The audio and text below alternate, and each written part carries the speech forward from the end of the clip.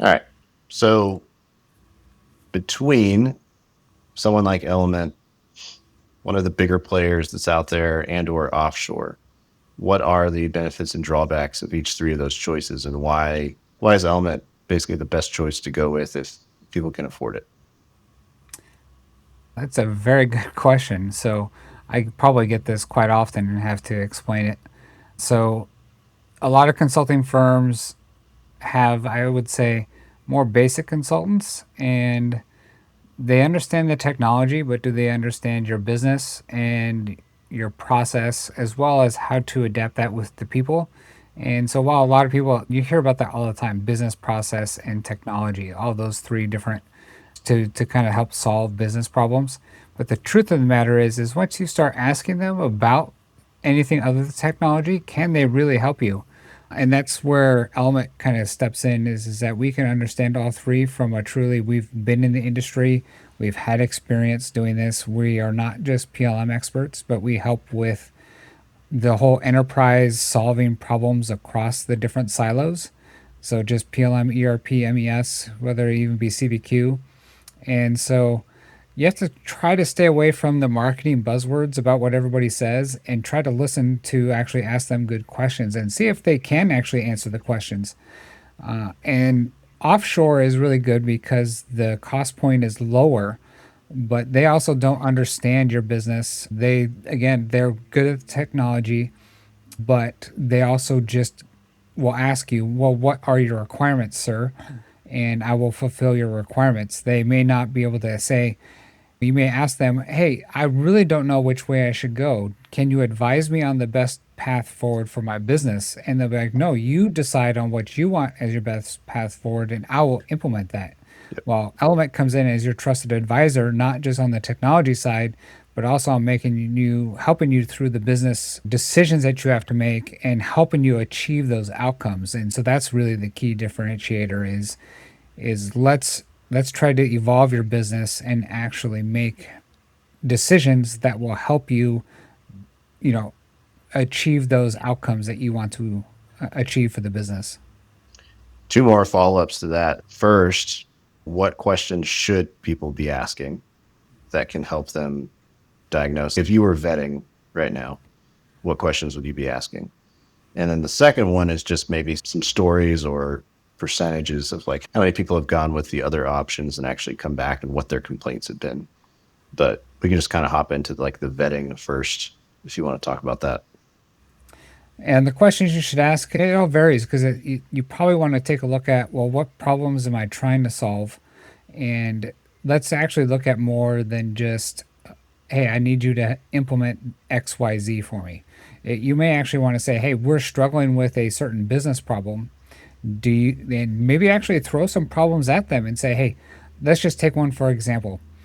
We have a really embedded culture of smart part numbering, and we really want to know what's your opinion on either maintaining smart part numbering or not, and how would you guide us through that process? And that's just a basic one, but that's one that most people struggle with because we all have practices that have been embedded within the company since before there were PLM systems. Yep. And so and then it's just like, okay, so what experience do your consultants have with solving true outcomes? And you may even want to ask them, do they have industry experience or they only been consultants? Yep. And so that's also the other factor is that if they've only been true consultants, they may not have had the experience to actually solve the business problems because they've only done technology improvements and not actual business transformation. And I think that's where the key differentiator comes in is that, and this is also why we get a lot of businesses that people actually come to us and say, hey, we went with somebody and we didn't achieve the outcome we had, or they were a really bad partner because they couldn't help us make decisions because we're Mm. actually trying to transform the company and make valued decisions that both utilizes the technology to its best, to its ability, doing what it does natively. But then we also need to say, well, then how do we change our business process XYZ? And then we have to transform that into a new process. How can we do that simply and grow the maturity of the business? And so that's where then we say, okay, well, this is how I would approach it. And these are the steps that we would go through to do that transformation. We have to do business process mapping and other activities to gather the business requirements and then say, okay, well, this is the way you're doing it today, but this is how we can then change that process for tomorrow, and then go through that whole not just process mapping, but technology mapping, and what are the inputs, what are the outputs. And so that's where the true value then comes in, is that we're not just gathering requirements for technology improvements, but we're actually trying to improve the business. And then so yeah, then people will come to us and be like, well, whoever we went with is not able to actually guide us. We were trying to make a decision and they were hands off. And then they'll ask me, okay, so well, tell me, how would you either approach it, or what are some lessons learned that you can tell us that you have seen out there, and don't hold anything back. Yep. And I think the problem is that a lot of people steer clear of telling the negative, but there's a lot of value in sharing some of those experiences. Rather, we hate throwing anybody, like, we call that, under the bus per se. But at the same time, those lessons are valuable because what we want to do is we want to try to not repeat other people's expensive mistakes.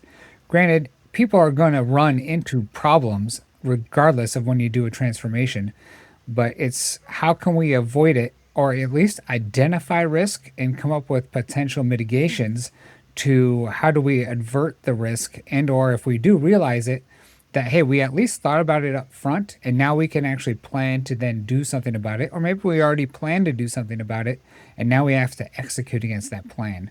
And so that's also what stakeholders want. They want to see that not only do we have a plan for how we want to do this implementation of technology, but how are we going to mitigate the risk in that? And now the Right.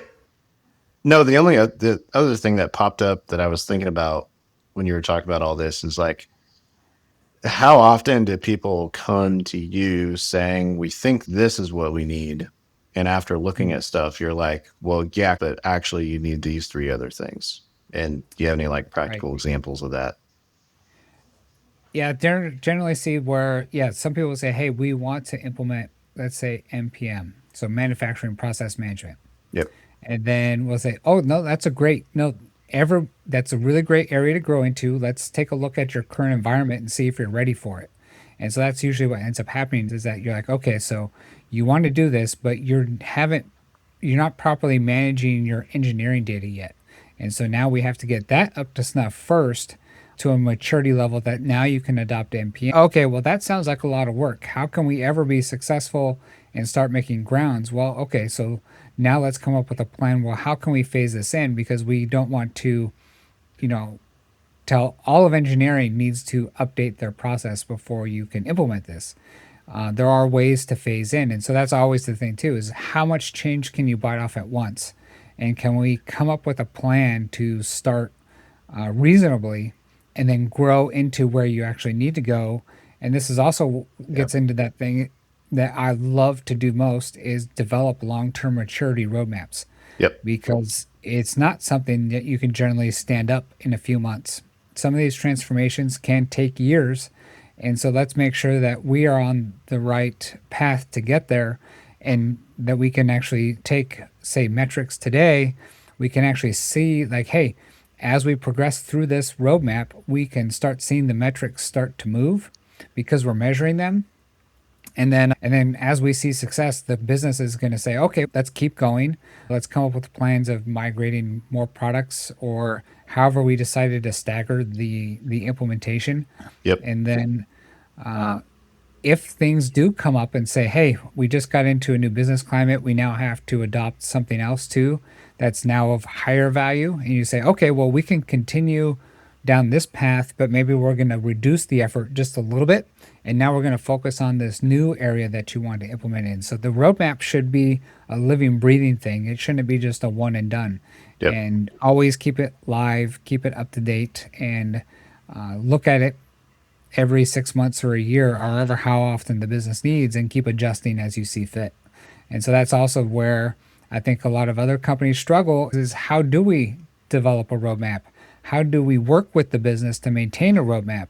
What is something that they can bite off? How do we come up with all of these different things and actually plan to be successful? Well, we can help you with that. And that's what Element does really well, is coming up with strategies and helping you make business decisions, which is where a lot of other companies tend to flounder in. A lot of people can say they can do a roadmap. Some people can even come in and say, I could put together a roadmap for you in a day or 2 days. And I'm like, uh, is that realistic? Can I actually go into a business I have no idea about and put together a thoughtful plan in a day or two? Usually, those are Yep. very surface level. I've got cookie cutter questions. I'm just going to ask you some basics. You may not even have the right subject matter experts in the room, but we're going to Yep. guess. And then we're going to give you some plan. And guess what? That plan is for you to buy more software, not necessarily to make business outcomes. So let's actually work together on a thoughtful plan. Let me get to know your business, and then we will actually put a plan that's achievable and that makes sense for your business. And let's actually make strides to change the metrics that you are measuring, or maybe even not measuring. Trust me, Yep. there's lots of implementations that we moved humongous metrics that weren't even on the radar. And people are like, wow, we started achieving all this business value in areas we had no clue. Yep. Well, yeah, because if you're improving your process and collaborating better, guess what? You're going to find out that you work as a much better, well oiled machine than you ever did before. Yep. Yeah, that's fantastic. So this is an interesting question. Who usually, I guess I'll phrase it this way. So a lot of times you need buy-in from different people to make this stuff happen, right? Yep. But the people who you need buy-in from are not typically the people that realize something needs to change in the first place. They're usually Mm. the people that have to be convinced of it. So where does that, if we start at the end, but then actually go back to the beginning, what is the squeaky wheel that usually starts sounding the alarm first? And who do they actually have to get on board so that y'all can actually come in and do what you do? Who do you Yeah. need to be your advocate? Well, I would say that, yeah, when it comes to people that push back against change, it comes from all over the place. And so sometimes you never know where those people are going to come from. The business definitely needs a champion or champions that are wanting to change and be the advocates for change. So we can push you to change all you want, but it's not going to be until the people within the company actually see the value and Yep. want to move it that truly then makes ground. And that takes a really cohesive effort to work together. And this is also why, stakeholder management's important, but it's more than just stakeholder management. There's many different stakeholders. There's subject matter stakeholders. There's also management stakeholders, and there's also executive level stakeholders. They all play a different role. They all need to be involved at various degrees of level, but their support and buy-in is key. And then what you then have to take a look at is, okay, so if there is somebody that's pushing back and advocating for not changing and saying, why are you changing something that's not broken? Well, it takes the right person to be educated of saying, hey, it actually is broken. You're just not part of the full puzzle, and you're not part of the whole full process, because if the business is siloed, and I could be an engineer working in the trenches, I'm like, sure, everything's fine with my portion of the puzzle because Yeah. I'm just passing my data dirt downstream and they're having to clean it up for me. So by doing this transformation, I may actually have to do more work and or collaborate with more people. That may be a perceived Uh-oh. notion that I'm doing more work, Yep. but what it's then doing is it's actually saving the business a ton of rework downstream because people are having to clean up the mess. And so it's like, sure, somebody may be asked to be doing more, but as long as it's value added to the business, we can show them why. And then there has to be embedded people that telling them, no, this is why you're having to change. This is why and this is key.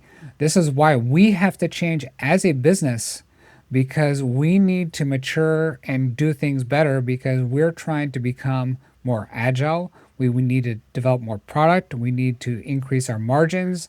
Maybe we have to decrease price and maintain existing margins. Whatever the goal may be, there has to be some sort of reason why the business needs to do this to improve.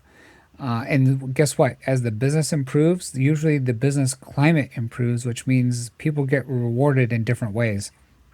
So it's really making sure that that is showcased. I can help, our element can help the executives and the stakeholders as to how do I better communicate with my employees to make sure that they're aware of what is going on in my head, and also make sure that, hey, communication isn't a one-time event.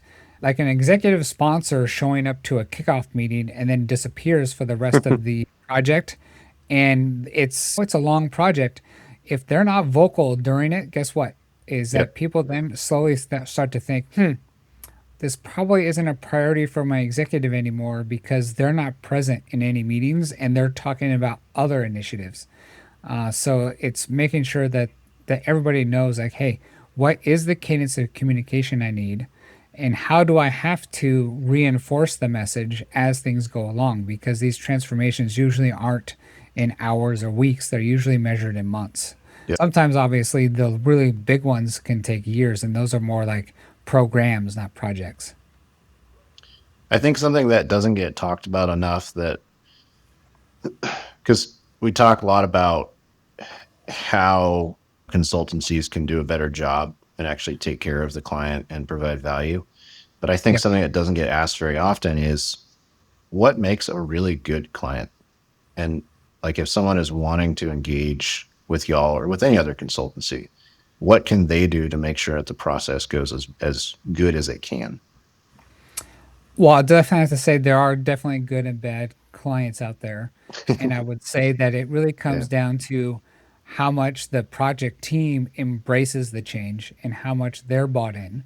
If they're being forced to do the project against their will, now usually that never happens, but sometimes you do get that feeling. That's really hard to do a project that nobody really believes in. But if you have a project team that works well together, they communicate well together. Obviously, nobody's perfect, but as long as they have a cohesive effort that they really want to try, Yep. that's what makes a good client, is that they're engaging, they participate, they're available, and which can sometimes be hard, especially in the ever increasing remote workers that we have. It's really like, do they trust each other? Because if we're all working like this virtually, that trust is harder to gain. And this is also why sometimes I do value in person meetings, because Sure. that just helps elevate the trust level of the team and actually gets us to a better level of rapport that we work better together. Granted, that's not always possible, but as I would say, a team that trusts each other and works well together. Now, granted, they don't have to be the most knowledgeable. That's usually what Element is here to do. But as long as they can help do the work, and that's really what makes a good client. And then usually, then what happens is that we want to make, or not really make them, but we want to help them own the solution. What I want to do is I want to be able to walk away from a project to a team that has now embraced that Yep. and is running with it on their own, and they are now subject matter experts, and it's going to be a huge success. And that's what I want. And then guess what? That then makes them happy. And then at the end, then they also want to, they, hey, we had such a great time working with Element that I want to bring them in anytime I need to bring in somebody, because they were great to work with. They engaged us and they helped us solve business problems and made me a better person in the end. And that's what I want to Yep. do. I want to make our clients better people by engaging with us. I don't want them to walk away thinking, oh, that was the most horrible project ever. Yeah. In fact, I usually get the opposite. I get, oh my goodness, why is it that you guys are so easy to work with? Oh, maybe because we listen and understand and help you actually try to achieve business outcomes. That's why. The Because concept. we actually love doing our job Hmm. and we want to help you succeed. That's the whole goal of here. I'm not here just to do a job and check a box and say, yep, we worked for you. Yep, we did the project. No, I want to walk away and say, man, those guys were fun to work with, and look at what we did. We helped them not just implement, but we helped them actually fundamentally changed the way they do business to the point that they are now doing great strides and releasing product faster.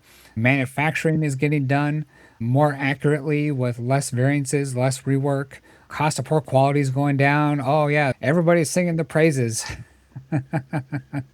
It's the element effect. Right. Yeah.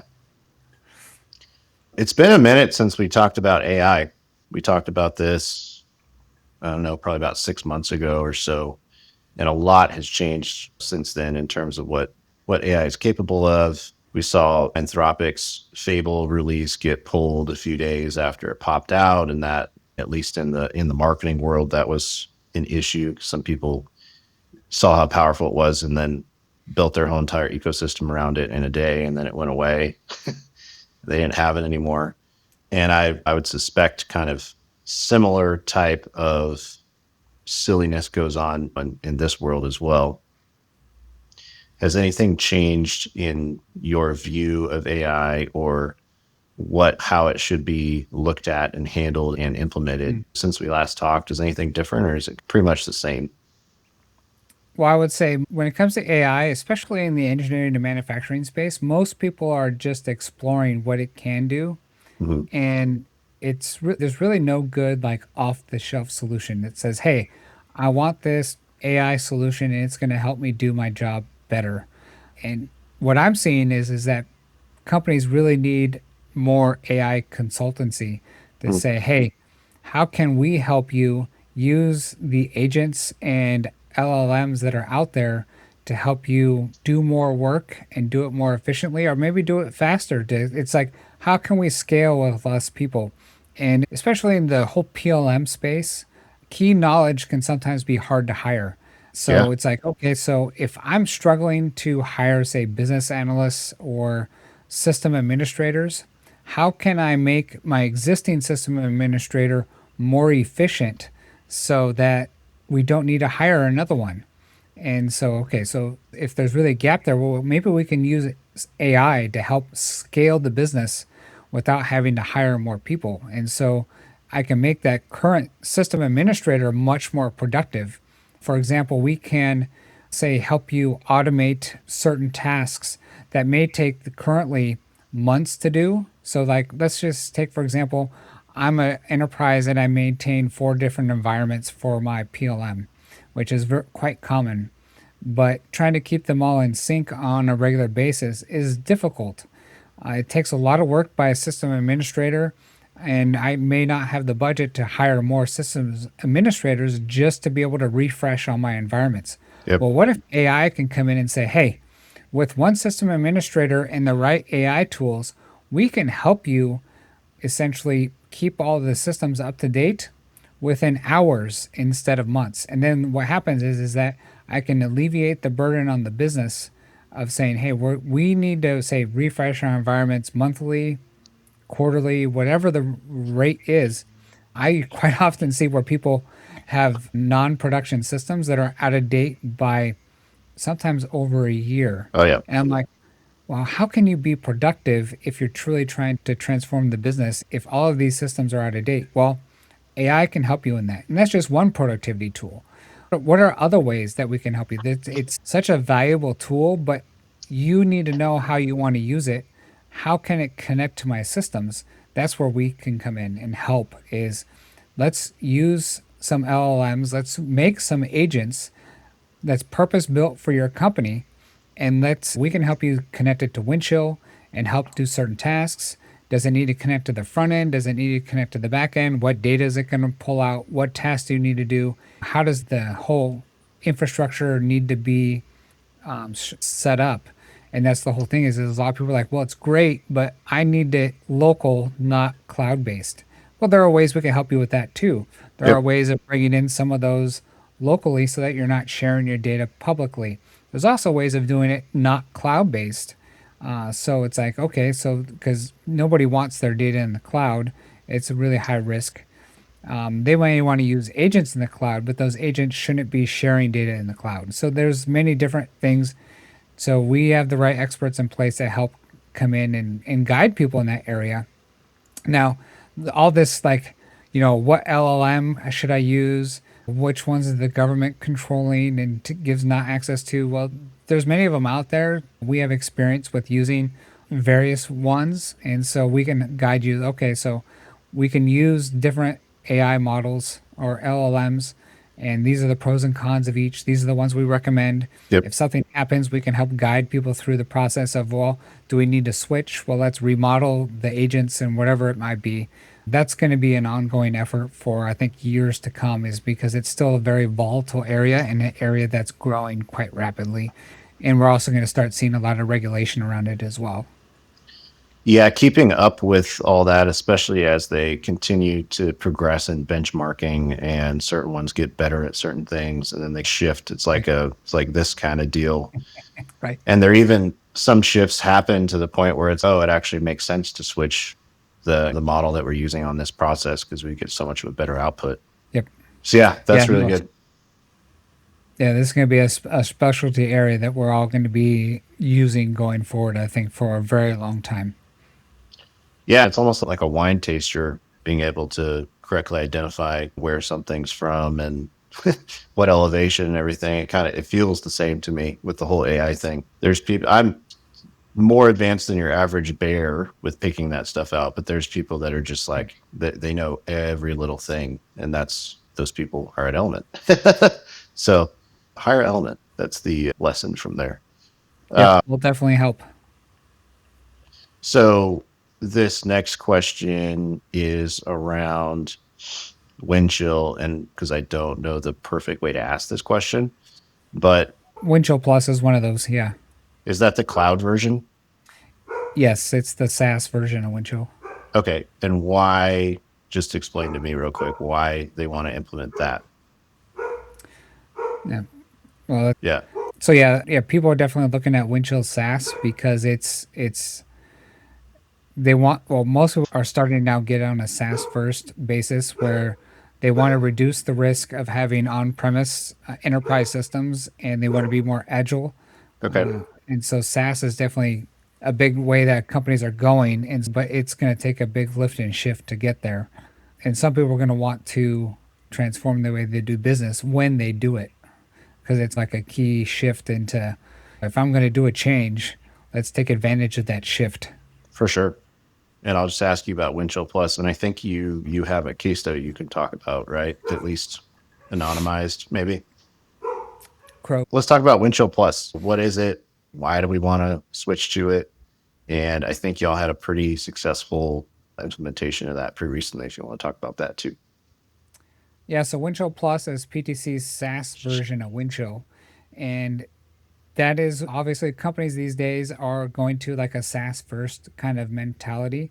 And so we're starting to see a lot of companies that have on premise implementations that are looking towards, well, how can I get to Windchill Plus, especially because they're putting more effort into the core of Windchill Plus. It's eventually still going to be for available for the on premise, but I think what happens is that companies also struggle to maintain current versions. And so they're like, well, there's such a burden for me to maintain a system because sometimes I can be 3 or 4 years out of date from the latest. And so that's just one of the many reasons why people look towards Windchill Plus. Also, if I'm going to implement, I've never had a PLM system before. Typically, well, if I've never had it before, I may not have the IT infrastructure or people to maintain it. So therefore, if I have PTC maintain it and implement Windchill Plus on the SaaS platform, then it reduces my total cost because I don't have to hire all this knowledge in house. And so we've been involved in these implementations because as companies do this, especially for a brand new customer, they're also like, well, I need to transform the way I do business as I implement this platform because it's something totally new.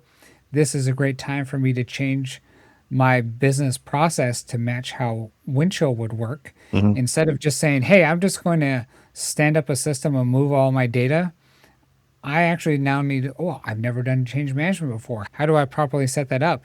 I need to mature my part numbering schemas because I only issued part numbers via Excel spreadsheets before and I want to do something better. So it's kind of this opportunity to stop doing things the old way and start looking at doing things the new way. And that's where we've seen success where we stepped in with a really great client that just went live just a couple of months ago, and they had a technology partner in there that was essentially just standing up the system and moving their data. But they couldn't help them make value business decisions. And so we came in and said, all right, well, we're going to help you make the business decisions and help you migrate your business process. And so they had a really great, fantastic team that really understood how to help do the business transformation. But yeah, they needed that expert advice for we're at some crossroads and we're really not quite sure which way to go because this is all new to us. And so, Mhm. yeah, we helped be the trusted expert to help guide them and make that value transition. And not only did they go live successfully at the end, but I'd say we're 3 months in and they couldn't be happier. Fantastic. Obviously, there was bumps along the way, which always happens. You can't transform anything in a business without having speed bumps or risks being identified. But the goal is that we were successful. We went live, no major problems. There was no system catastrophic thing that happened when the system went up. And yeah, they're happy, they're great. In fact, they're planning the next phase. What are we going to Boom. do next? And so that's what we want to see is we want to see, hey, not only do we adopt the platform, but hey, we're going to keep maturing the business along the way because we just did the core and that's great. I always advocate for that. You're going to learn so much about your business and your business process when you go through a transformation like this, whether you're migrating to the cloud or you're doing a brand new implementation, is that start simple, start small, and do what I was talking about, do the MVP, the minimum viable product, and then grow and mature that and just invoke this continuous improvement cycle where people are constantly looking for, well, how else can we transform and improve, and and along that too they're going to start increasing velocity and maturity to make a whole better business. And so, and also too, this was a med dev customer, and so being that they were in a regulated industry, they really reduce risk because guess what, as they're getting into this PLM system, not only is their business being streamlined, but now that their data is in a more connected environment, it's actually better audit friendly. Mhm. And which actually means that they are now in better compliance than they were before. And so that's what we want to see. We want to see that we've not only are maturing the business and making better outcomes, but also helping them be more compliant, especially with the regulatory requirements that they have. It's fantastic. It's funny. Man, that's all that was on my mind right Okay. off the bat. Is there anything that you're seeing like any of the guys dealing with or has kind of popped up recently that's just a thought about the industry or what the norms are or I don't know, just those kind of things? Well, I say what I'm seeing lately, not just with the projects that we're currently engaged with, but maybe just as a general in the industry, is that everybody's they're so interested in what's coming out. And that's always the hype with technology is everybody's like, oh, look at this great thing. We need to be adopting this and transforming the way we do things. And I'm just like, this technology's been around forever.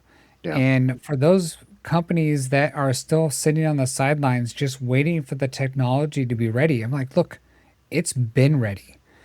You're not ready. You have not transformed the way you've done things since the 80s, maybe the 90s. Some Oof. manufacturing's still stuck in business process from the 60s. So it's like, stop waiting for the technology to be what you consider right. Trust me, there's a lot of improvements you can gain now. Mhm. And if you're not starting now, because I'd say one of these things I've seen is like I started some major transformation projects, I would say in like 14 years ago. Well, guess what? That business is still trying to update all of its engineering and manufacturing to match that blueprint that was created, I'd say 14 years ago. Mhm. So don't think you can just snap your fingers unless you're such a small company that you can just update everything so quickly. Yep. Businesses take a while, and trust me, it can be a slow and long process. 10 years, sometimes people are like, oh my God, it's going to take a decade. Yeah, well, it did not take you, it took you more than a decade for your business That's probably to right. get where it's at. It's probably going to take you another decade to now transform the business processes across the entire enterprise. And so that's why I always advocate for continuous improvement. We're never stop improving. If you stop improving, guess what? You're losing your edge. Yep. And so always look for continuous improvement. And so that's what I kind of see is stop looking for all this fancy new technology. Sure, it's great. You should always have your eye out for new emerging technology, but that should not stop you from adoption today. Mm-mm. Well, and your business has grown to a point where there's so many people in it that that transformation is going to take even longer because it's actually the people that have to be on board, they have to be involved, they have to be bought in, Yep. and it's people first, you know. Oh, yes. And actually, that's a really good point because the people part of the transformation is actually the hardest part. Mm-hmm. Standing up new technology, I do that in a snap of a finger. Easy. But trying to get people to adopt and actually be on board with the change, oh my goodness, that is so terribly difficult. In fact, everybody's like, so why is it so hard? The if you look at the numbers, usually 40% is actually usually successful. And so that's why you're like, oh, you mean only that means 60% of projects fail? I would say that what ends up happening is that once you march forward with a project, you only achieve usually 40% or less of the outcomes that you intended to achieve with that project. Yep. And the other 60 to 80% is all missed because people failed to change the way they do business. And so that's usually the thing is, okay, so you want to be more successful, you need to be able to invest into the people and the change of mentality of the people. And that is, guess what? That's an art form and a science both rolled together. And so Element has a practice that's based around how do we best help with the people side of change. Quite all too often, people are like, hey, you know what? We can do that ourselves. And quite honestly, you find out that they don't have the people that can actually do it. Sure, you might have the right champions. Usually, what I say is, let us help you educate those champions. We can help come in and help you guys do the right people change. Because also, guess what? Usually, they ask the people that are doing the project, that are doing the technical side of things, of the process change and/or the technology improvement, to also do the people side of the change. Well, guess what? It usually doesn't happen because they're so busy doing everything else. Yep. So I'm always a big advocate. We really need to invest in the people side. And if you want better outcomes, that actually proves a better bang for your buck to invest into the people rather than just the technology. Yep. Well, because that's the differentiator. And you can pull and tug and try and get stuff done all day, but if the people aren't bought in, it's not gonna take hold. And you're just gonna burn money, resources, time, all that kind of stuff. Right. That's Oh, why change yes. management is baked in. Yes. So another area that I see all too often right now is, oh, AI can fix this for me. No. Well, guess what? AI cannot fix it for you. It can do a really good educated guess sometimes as how to fix something for you. But guess what? How do you really know it's fixing it? Because I've heard this before is that they say AI is like a really confident wrong answer. Yep. So it'll really come at you and be like, this is what you need, sir. And you're like, that makes no sense whatsoever. So if so usually what I say is that if you want to be able to grow your company and be able to adopt AI, you really have to invest hard in cleaning up your data, connecting your systems, and guess what? As you connect your data and your systems, well, AI can do a much better job now. And so that's Context. really the goal is that you need the right experts in place to help you transform your data and your business processes in your system so that AI can now help you automate a lot of this. Yep. And then you could really see some valued gains. And that's good. Anything else you can think of that you want to touch on?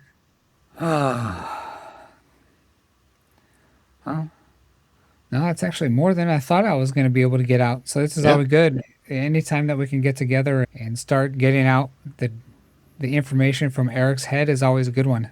Yeah.